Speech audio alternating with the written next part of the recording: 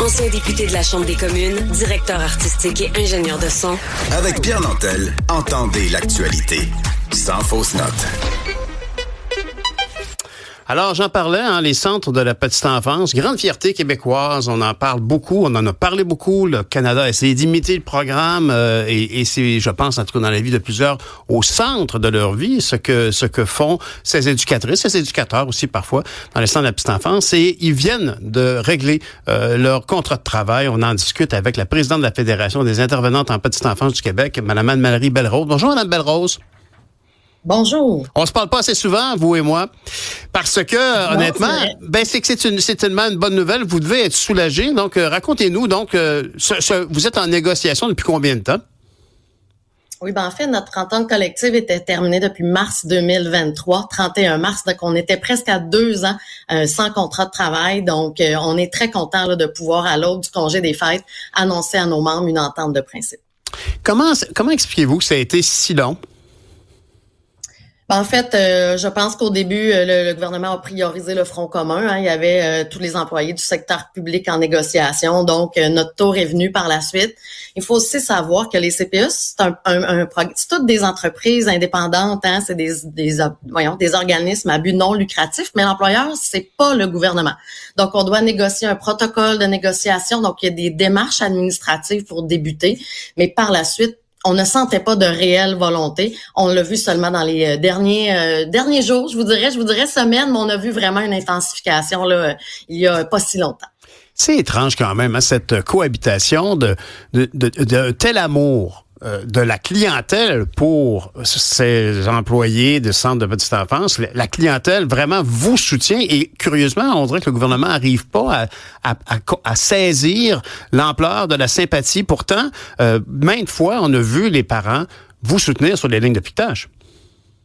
Oh oui, j'ai moi-même été sur plusieurs lignes de piquetage, même pour nos responsables en milieu familial, les parents qui arrivaient en retard avec leurs enfants, ils disaient on n'a pas les moyens de perdre notre éducatrice, notre service de qualité, donc ils étaient avec nous à chaque moment, même si c'était difficile, on le sait sur l'organisation de la vie par la suite. Mais s'ils veulent un service de qualité à long terme, il y avait aussi conscience qu'il fallait agir maintenant pour des meilleures conditions de travail. Parce que moi, je peux dire que j'ai eu la chance aujourd'hui, mes filles sont très grandes, elles ont 30 ans, 32 ans, mais j'ai eu la chance en tant que parent d'avoir un CPE, là, vraiment là, comme une garderie qui était vraiment une référence en la matière. Je me rappelle à l'époque qu'il y avait Télé-Québec qui avait une émission qui s'appelait Pouce Pouce où on parlait de la vie dans les centres de la petite enfance et garderies. Est-ce que, en bout de ligne, les choses ont évolué depuis tout ce temps? Depuis quand on pense, par exemple, à Lucien Bouchard, parce qu'on en parle rarement de Lucien Bouchard, mais c'est aussi sous sa gouverne que Pauline Marois a créé ce réseau-là, avec Mme Léger. Les choses ont-elles beaucoup évolué parce qu'on ne cesse de parler du réseau comme une référence, comme un atout pour le milieu du travail et pour la vie parentale. Est-ce que les choses ont évolué ou on est un peu resté pris, le mot pris est mal choisi là, on est un peu resté figé dans le temps? En fait, au début de la création du réseau, on a vu, oui, naître le mouvement et tout l'investissement. Malheureusement, avec le temps, ça s'est beaucoup dégradé. Ah ouais. Rappelons-nous les mesures d'austérité de 2016 à 2018 qui a été très, très difficile pour notre réseau. On peine à s'en remettre. On entend encore, malheureusement, aujourd'hui, je vais voir ma gardienne. Donc, oui, il y a une meilleure valorisation du métier, mais c'est encore énormément à travailler. Des professionnels de la petite enfance, les chercheurs le disent, le cerveau se construit dans le 0 à 5 ans. Ce sont des années primordiales. Crucial, bien sûr. Pierre Fortin, oui, exactement. Pierre Fortin calculait, on investit $1, on en récolte 7. Donc, c'est un investissement. Malheureusement, le gouvernement ne semble pas l'entendre de cette façon-là. Il réfléchit en chiffres.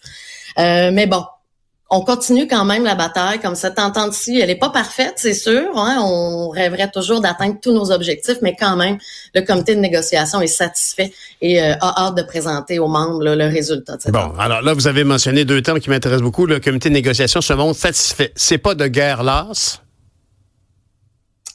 En fait, comme je vous disais, une négociation à l'autre, on fait des gains, on avance, on tente d'avancer, on place des premières pierres, comme par exemple, on parle beaucoup des enfants à besoins particuliers. Il y a eu une augmentation fulgurante, donc on a besoin de soutien. Donc, on va chercher petite graine à petite graine, j'aurais envie de vous dire. Mais maintenant, on espère que ce qu'il y a dans cette entente va quand même permettre, là, on est jusqu'en 2028, à la fin, si les membres entérinent l'entente, donc on pourra travailler et voir le résultat là, du fruit de ces travaux. Et puis là, inévitablement, je me dois de vous demander, est-ce que vous êtes inquiète de l'accueil que réservera vos membres? Parce que c'est un peu comme quand la Fédération des infirmiers et infirmières du Québec a présenté sa convention, ça n'a pas passé. Là, vous, votre comité de négociation, vous me dites, on fait des gains, on place les premières pierres. Comment croyez-vous, espérez-vous, j'imagine que oui, un accueil favorable de tous vos membres? Oui, si on a accepté l'entente de principe, c'est que pour nous, l'entente, elle est satisfaisante. Mais c'est les membres qui ont le dernier mot à la fin, donc on va les laisser la recevoir. Même nos syndicats ne l'ont pas reçue encore, ils vont la recevoir le 3 janvier prochain. On voulait laisser passer le temps des fêtes quand même. Là, on sait que tout le monde est dans un moment plus calme, justement. Mais dès le retour des fêtes, on sera au rendez-vous pour présenter le tout et ils pourront se prononcer à la fin. Alors, concrètement, vous avez réussi à aller chercher. Alors, quelle était la situation avant et qu'avez-vous obtenu pour améliorer les conditions de travail de ces gens-là qui sont si précieux, comme vous le dites, pour la vie et le développement de nos enfants? En fait, je vous donnerai pas de détails de l'entente. Vous comprendrez que nos membres l'ont pas reçue encore, donc on veut que ce soit les premiers à la recevoir. Bien évidemment. Ils pourront dire si les gains sont suffisants. Mais ce que je peux vous dire, c'est qu'on travaillait beaucoup sur le salaire d'entrée, par exemple. Une éducatrice qui termine son DEC à la petite enfance gagnait 21,60. C'est nettement insuffisant en 2024 pour être capable de vivre décemment. Elle cumulait 2-3 emplois pour être capable d'arriver. Donc, un objectif, c'était de travailler le salaire d'entrée, mais aussi retenir nos éducatrices de qualité qui quittaient pour d'autres réseaux. On l'a vu dans plusieurs articles chez Costco, dans la construction, où le salaire était plus intéressant. Mais il y a aussi tous nos autres corps d'emploi, nos responsables à l'alimentation. On parle du temps des fêtes, justement. On est autour de la cuisine. C'est l'endroit où est-ce qu'on se retrouve, où il y a la chaleur. Donc, c'est des personnes importantes et chaque personne compte. Donc, on va espérer voir qu'ils vont aimer cette entente. On n'est jamais tous satisfaits, comme je le mentionnais, c'est normal, mais on continue d'avancer. C'est d'ailleurs une particularité du réseau que de négocier pour tout le monde dans le CPE. Vous négociez autant pour les gens en cuisine que pour les intervenantes? Oui, en fait, c'est pour ça qu'on dit qu'on est des intervenantes en petite enfance. Donc, on a plus de 10 métiers qu'on représente. Mais c'est comme ça dans le scolaire aussi. Si vous regardez le personnel de soutien scolaire, par exemple, eh bien, c'est une variété de corps d'emploi là, qui sont représentés. Donc, c'est important. On parle beaucoup des éducatrices parce que c'est sûr que c'est 90% des membres qui travaillent auprès de nos tout-petits, mais c'est une équipe éducative là, qui est autour des enfants, puis des parents et des familles aussi, parce qu'on sait que les parents ont besoin des fois de conseils, d'être accompagnés quand ils voient que leurs enfants ont des petites difficultés. On est souvent le premier agent de dépistage pour orienter les parents et les soutenir. Donc, chaque personne est importante. Puis, et la rétention du personnel, vous l'avez évoqué, c'est un terme qui revient en tête souvent parce que c'est un défi, comme dans d'autres domaines, de garder la main-d'œuvre. Oui, souvent, on a même des études qui ont démontré que les éducatrices qui sortent du diplôme, 50% vont quitter dans les 2 premières années. Parce que quand on arrive dans le milieu, les ressources sont manquantes et on se rend compte qu'il y a vraiment une difficulté quotidienne. Donc, il faut trouver une façon de les retenir, leur donner de l'accompagnement, les aider. Mais si nos éducatrices d'expérience sont à bout de souffle, c'est difficile de créer cet environnement d'accueil. Exactement. Aussi, malheureusement, le ministère mise beaucoup sur les formations courtes. Donc, quand les gens arrivent, quand les éducatrices arrivent, elles sont moins bien outillées. Donc, c'est plus difficile de persévérer donc au quotidien. On essaie de travailler sur l'ensemble des enjeux et des difficultés rencontrées. Dites-moi, en terminant, Mme Belle-Rose, une personne qui a tout ce qu'il faut pour devenir un éducateur ou une éducatrice. D'ailleurs, quelle est la proportion d'hommes? Moi, je me souviens en tout cas que mes 2 filles à la garderie il y a eu 2 hommes qui travaillaient dans la garderie. Comment c'est aujourd'hui le pourcentage? Ça m'intrigue. En fait, moi, j'ai commencé dans le milieu en 2003. Donc, je suis éducatrice aussi de formation. Donc, faut pas l'oublier. J'ai travaillé sur le terrain pendant une vingtaine d'années. C'est 97% de femmes environ. Okay. Et parfois, le 3%, ça va être nos responsables à l'alimentation ou des fois, c'est d'autres corps d'emploi. Des éducateurs, il y en a très peu. Beaucoup de jugements. C'est très triste de voir que pour un homme, c'est difficile de percer. On demande pourquoi les tout-petits Mais qu'on soit un homme ou une femme, ça n'a aucune incidence. L'envie, c'est de faire la différence dans la vie d'un enfant. Mais tranquillement, on avance. On était à 98% avant. On est rendu à 97%. Donc, on voit un certain intérêt peut-être. Mais ce que j'allais vous poser comme question avant de passer sur la répartition homme-femme, c'est, d'après vous, quelles sont les professions qui rivalisent avec les gens qui ont ce qu'il faut pour être... Puis c'est très important, là, c'est pas une question de vocation. On haït ça quand on évoque le fait que c'est comme une vocation. Non. Mais qui ont les aptitudes pour faire ce type de travail-là peuvent être appelés vers quels autres types de carrières?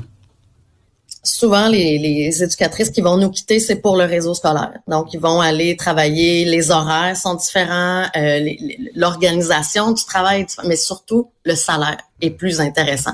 C'est pas parfait dans l'éducation non plus, mais elles voient quand même l'opportunité d'aller ailleurs, essayer autre chose, voir est-ce qu'il y a plus de soutien, mais surtout, on valorise beaucoup plus l'éducation quand on arrive en scolaire, en petite enfance. Donc, c'est pour ça qu'elle nous quitte. Et ça, là, ce que vous venez de dire en terminant notre échange, là, c'est totalement incompréhensible qu'on valorise moins le rôle, ce deuxième parent. Pour moi, en tout cas, j'ai toujours eu le sentiment que les enfants sont bien sûr éduqués par leurs parents, ils sont instruits par des professeurs, mais ils sont éduqués aussi dans un centre de petite enfance, dans un CPE, au-delà de l'éducation. C'est un partenariat. Absolument. Ben, je vous remercie beaucoup. En tout cas, je vous souhaite bonne chance pour l'acceptation, puis je vous souhaite bonne chance pour la prochaine négociation, parce que c'est loin d'être fini. Il faut s'assurer que ces gens-là sont appréciés à leur juste valeur, puis que ça se montre en argent. Merci beaucoup, Mme Belle-Rose, qui est présidente de la Fédération des intervenantes en petite enfance du Québec. Bon, joyeuses fêtes. Merci.